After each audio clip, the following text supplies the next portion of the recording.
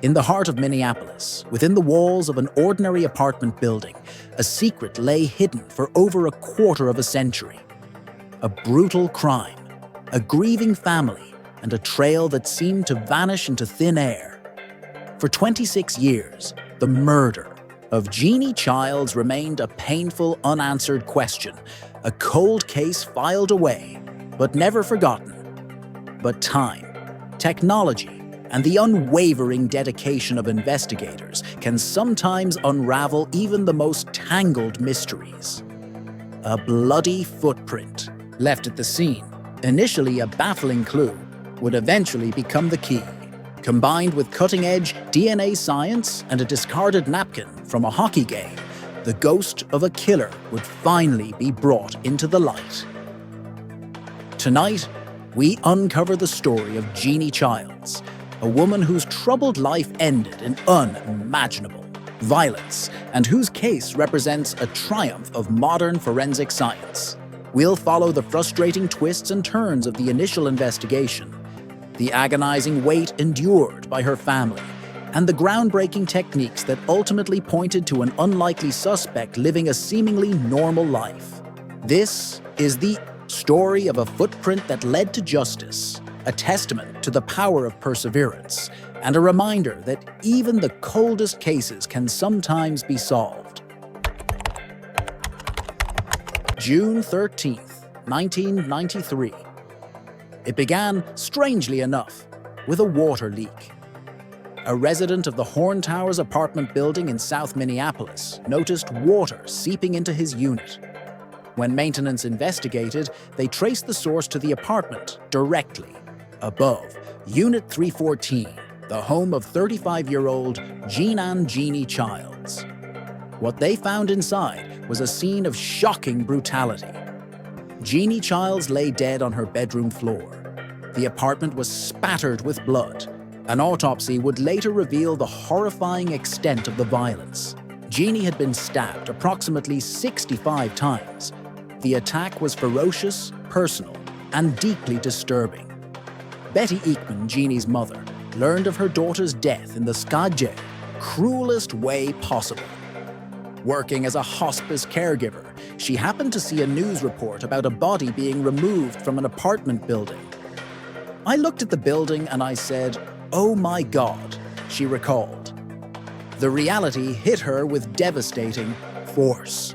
I know that my daughter was crying for me. I know she was.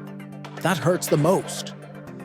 Jeanie's sister, Cindy Bloomer, echoed the horror and disbelief. What makes you kill someone and afterwards cut their stomach open to the point where your intestines are showing after a person's dead? You gotta be really angry. Jeanie Childs had lived a difficult life. Born on April 21st, 1958, she began running away from home at the young age of 13. As an adult, she worked as a sex worker, a life that often put her in vulnerable situations. Despite her struggles, her family remembered her as someone they loved unconditionally. She had been married briefly and was close to her stepdaughter, Amber. Her family emphasized that regardless of her choices, she didn't deserve such a violent end. She made some bad decisions in her life, and we all have, but she didn't deserve to die that way, Cindy Bloomer stated firmly. Minneapolis police detectives and forensic teams descended upon the scene. Bart Epstein, then a forensic scientist with the Minnesota Bureau of Criminal Apprehension, BCA, described the scene as having a lot of blood distributed, and there was some movement around, and pretty brutal. Investigators meticulously collected evidence. Blood samples, fibers, and items that might contain the killer's DNA were gathered. In 1993, DNA analysis was still in its relative infancy and not the widely used tool it is today. But the potential was recognized. One of the most striking pieces of evidence was a series of bloody, bare footprints left on the apartment floor. That's significant, Epstein noted, because clearly it wasn't coming from her. She had socks on, and if this is an identifiable footprint, just like fingerprints, you could identify what would appear to be the perpetrator that was there. Detectives began interviewing potential witnesses and known associates of Jeanie. Suspicion initially fell on Arthur Gray, a man who sometimes stayed with Jeanie. Investigators found his hair clutched in her left hand. However, Gray provided a solid alibi for the time of the murder and was eventually cleared as a suspect. Other leads were pursued. Potential clients were investigated, but nothing concrete emerged. The footprints yielded no matches in existing databases.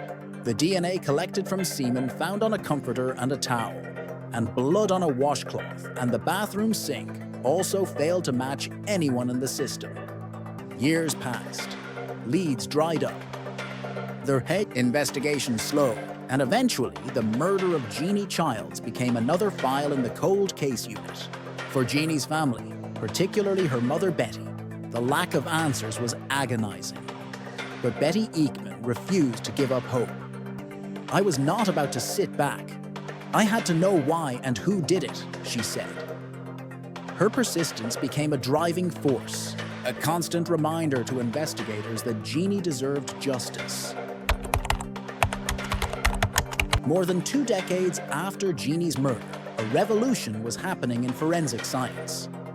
The rise of investigative genetic genealogy, IgG. This technique combines DNA analysis with traditional genealogical research using public DNA databases to identify potential relatives of an unknown suspect, thereby narrowing down the search. In 2015, the Minneapolis Police Department's cold case unit decided to take a fresh look at Jeanie Childs' murder. They were aware of the potential of the DNA evidence collected back in 1993. The breakthrough came in April 2018, inspired by the high-profile capture of the Golden State Killer, Joseph James DeAngelo, who was identified using IgG. FBI Special Agent Chris Bokers, who worked on the Childs case, recalled the moment. "We heard and read and followed the Golden State Killer case. It was really striking when we called out to California. He immediately said, 'You are going to identify who did this using this technique.'" The investigative team uploaded the unknown DNA profile from the Childs crime scene to public genealogy databases like GEDmatch and Family Tree DNA.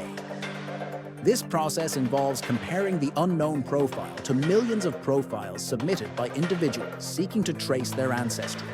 The search yielded results. The unknown DNA profile shared significant segments with several individuals in the database, suggesting they were distant relatives.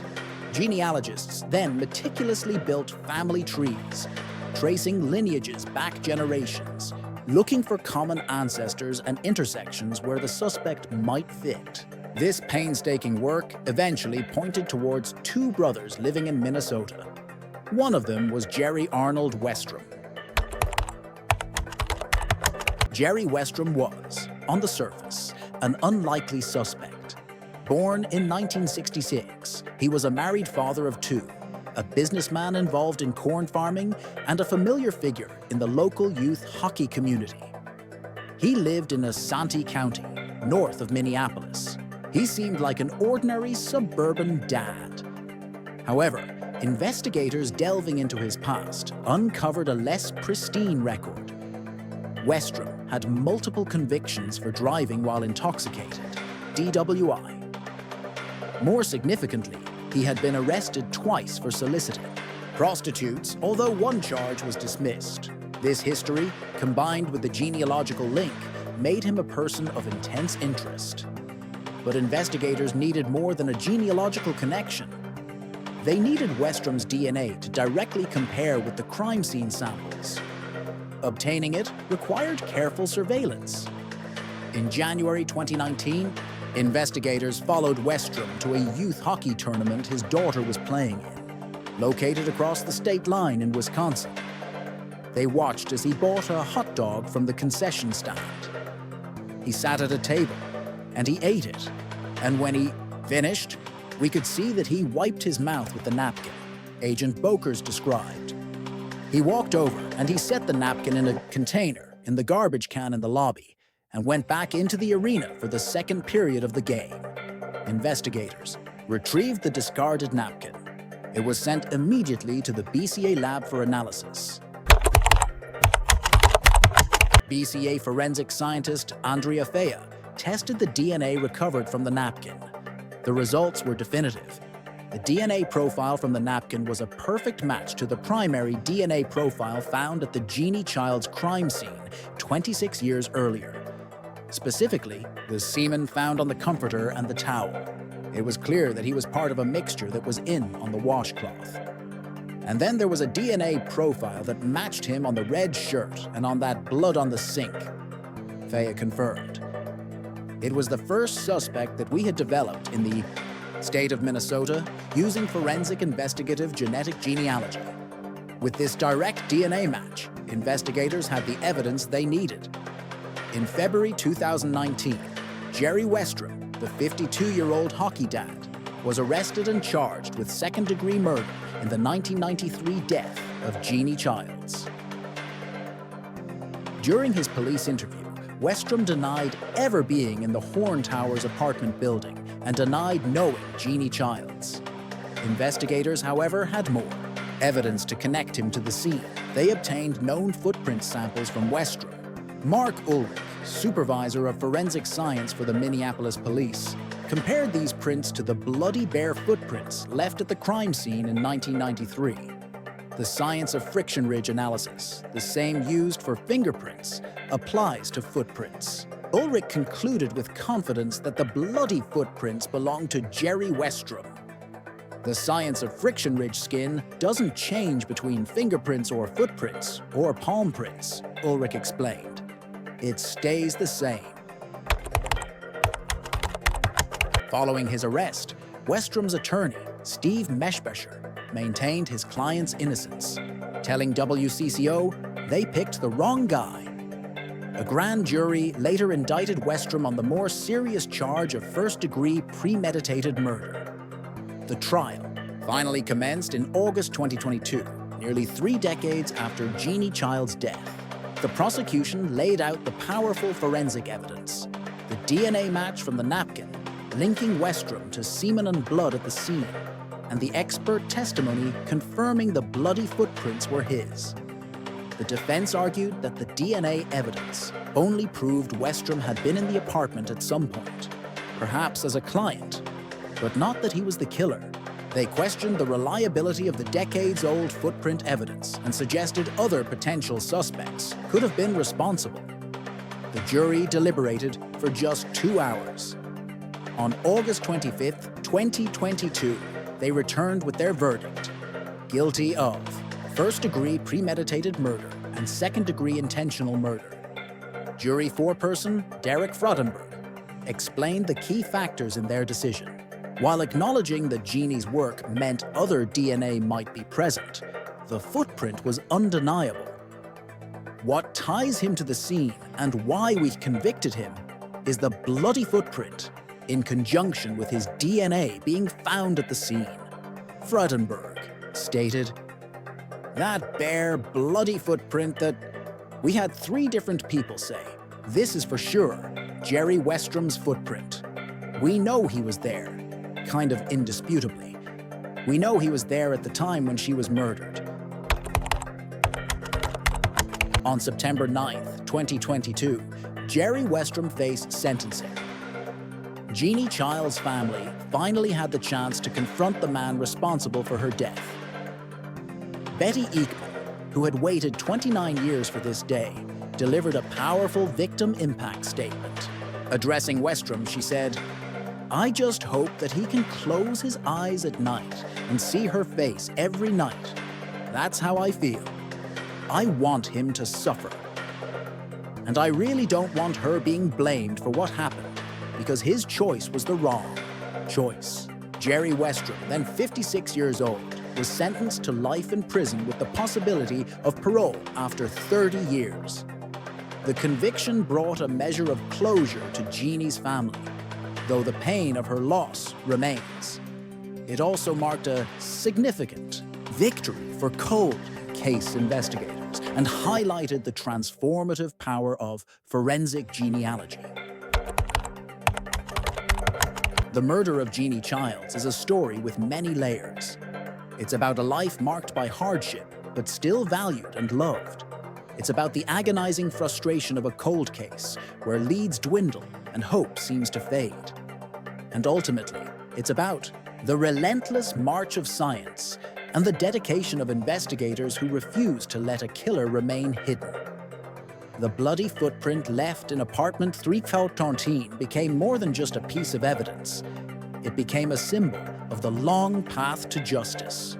Combined with the invisible traces of DNA, it painted an undeniable picture of the killer's presence at the moment of the crime. Jerry Westrom lived nearly 3 decades as a free man, building a family and a life while harboring a dark secret. The use of investigative genetic genealogy, a tool unavailable in 1993, finally pierced his facade of normalcy. While justice has been served, the tragedy of Jeanie Childs' death endures. Her story serves as a powerful reminder of the victims behind the headlines and the importance of pursuing answers, no matter how long it takes. The footprint led to the killer, but it's the memory of Jeanie, kept alive by her family's love and persistence, that truly defines the case. Jerry Westrom is currently serving his life sentence. The science that caught him continues to evolve, offering hope for solving other cold cases and bringing closure to families still waiting for answers.